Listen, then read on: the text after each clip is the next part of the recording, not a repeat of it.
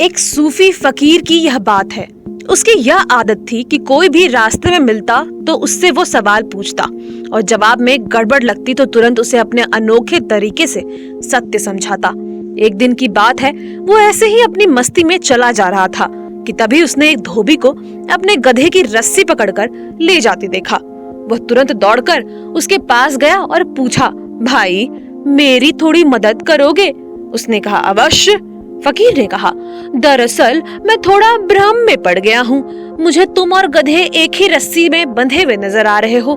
ऐसे में समझ नहीं आ रहा कि मालिक कौन है, तुम या गधा।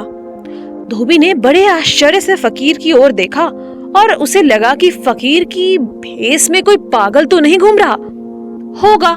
उसे तो उत्तर देना ही था, सो उसने दिया। वह बोला, अरे इतना भी समझ में नहीं आता, मैं मालिक हूँ। दिखता नहीं कि गधे के गले में रस्सी है और मैं उस रस्सी का सीरा पकड़े चल रहा हूँ। फकीर ने यह सुनते ही ध्यान से एक बार फिर धोबी की ओर देखा और गधे को देखा। फिर उसे क्या सूझी कि उसने बीच में रस्सी ही काट दी।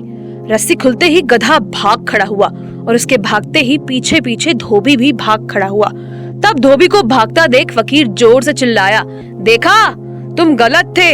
मालिक तुम नहीं गधा है और इसलिए तो तुम उसके पीछे पीछे दौड़े जा रहे हो।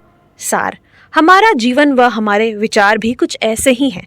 आप समझते हैं कि यह गाड़ी, घर, रुपए या गहनों के मालिक आप हैं, लेकिन थोड़ा गौर से स्वयं को देखेंगे तो समझ आ जाएगा कि वे ही सब आपके मालिक बने बैठे हैं। आप गाड़ी या घर के पीछे भाग रहे हैं, वे आपके पीछे नहीं भाग रहे हैं। लेकिन ध्यान रख लेना कि जिस रोज आपको वास्तव में इनके मालिक बनने की कला आ जाएगी, यह सब आपके पीछे पीछे भागेंगे भी और सब भरपूर मजा भी देंगे।